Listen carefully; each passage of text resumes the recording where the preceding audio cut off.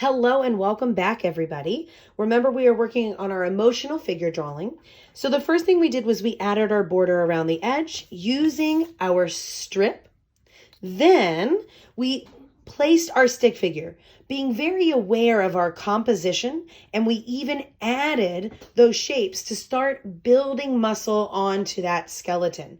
And while we're doing that, we're always using our visual reference to make sure that our artwork looks like the figure that we're drawing. That's why we're doing figure drawing, because we want to be able to draw from observation, but since we're in COVID, pictures will have to do. So now that I have my stick figure, my skeleton, with my shapes, which is the meat and the skin, we really want to start defining the rest of the body. Now, I just have her figure. I don't have her clothing. So what I want to do is, again, I want to look at my image reference the whole time that I have it.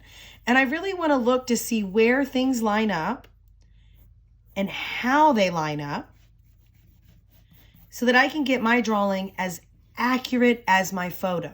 That's the great thing about drawing from a photo. It doesn't move, which allows us to look at it as much as possible without it changing. So I do expect to see beautiful, clean lines, purposeful line making, and again, accurate contours. So right now what I'm doing is I'm defining her jacket that she has as she jumps. I'm also looking at the chest to see her curves and also to see where the shirt comes off of the belly and around. Now, because I want to make sure that this spine is right, her belly is actually a little bit more here with a curve up and a belly button. So even though I have that stick figure, that doesn't mean that it's going to be 100% accurate. Instead, all I can do is use it as a reference. And then I'm going to move down to the waist. Even with the waist, I'm going to look at where it curves. So it comes down in the front and up over that side hip. I can even add in the ruching on her pants. I can add in those lines. So again, a contour is a detailed outline drawing. And this actually helps me because I could leave her pants just coming down, but that's not what they look like. Instead, she has her pocket popping out with these almost ruffles or pleats that connect to where her legs come together, and then it comes down. So even here we have a little bit of a gap, and then I got to widen that leg.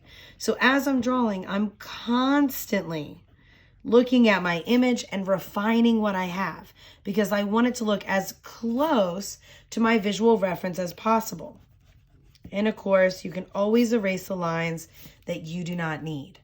So I can leave a little pleat here. We have a little bit of pleating over here, but nothing crazy. And then we come up to the pant where we have, again, more of a curve.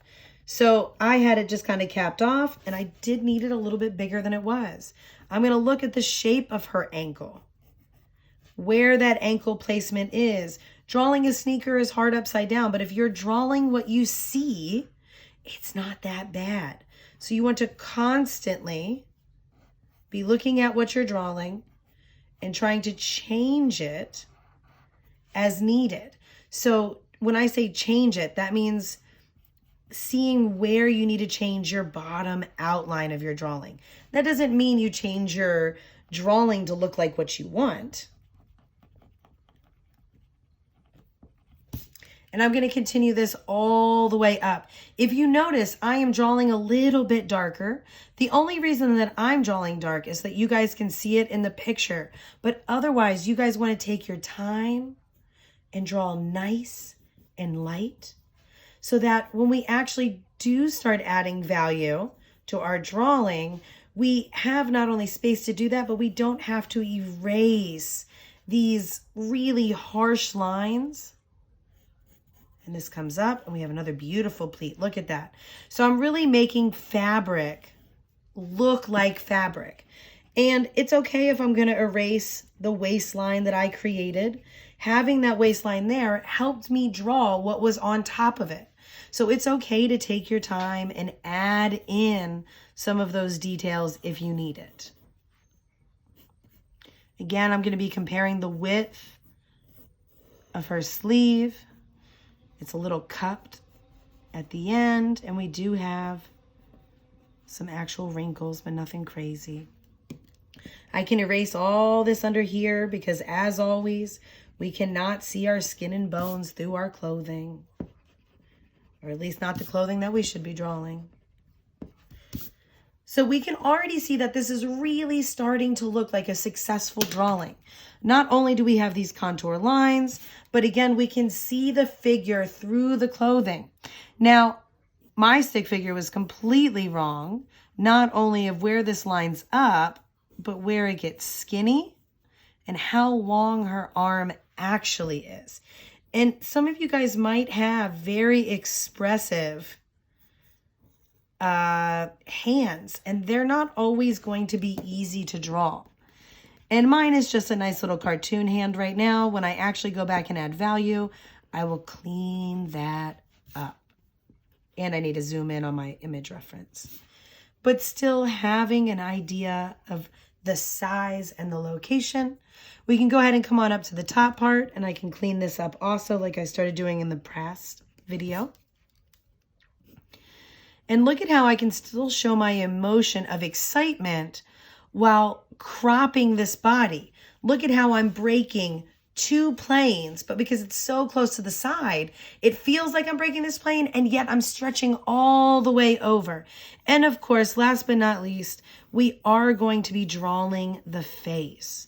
So today I want you just to focus on finding that hairline. Remember, we have a line that goes straight down the center depending on where they're facing, an eye line, a nose line, and a mouth line. And I'm really lucky because almost her whole mouth is covered and or right beside her jacket popping up. Now I'm going to start with just a basic face, looking at hers, following my facial techniques that we learned in class, adding in those eyebrows. I'm not going for perfection on the face right now. Instead, I'm just trying to find that placement so that I can also place the hair. Because with her jumping through the hair, that's going to be something that I really need that movement on. And that also comes around.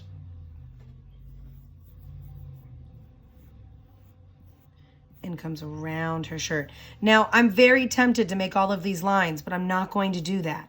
Because when I add the value, that's one more thing that I'm going to have to erase. And I don't want to have to do that.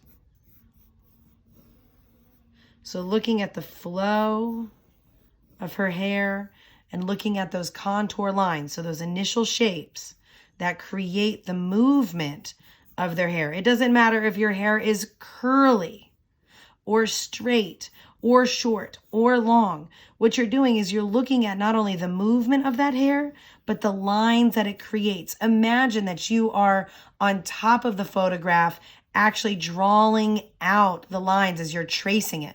That's what you're doing with your contour drawing. Good, and that's enough shapes to get me started. And that is how you do a successful contour drawing. You use your image reference continuously. You look for the wrinkles and the details you want to add, and you use your lines as reference to where that clothing should line up, along with where those details should line up.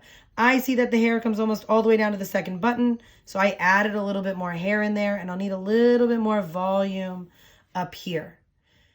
I can even add in some more creases if I would like to really show the depth in this shirt. I am looking for your contour to be serious. So that means no cartoons. Even though they look a little cartoony, I should not see exaggerated bodies. So no really long giraffe legs or necks. Instead, it should be as close to naturally proportioned as your image reference. With that being said, stay tuned for the next part where we start color blocking. Thank you guys.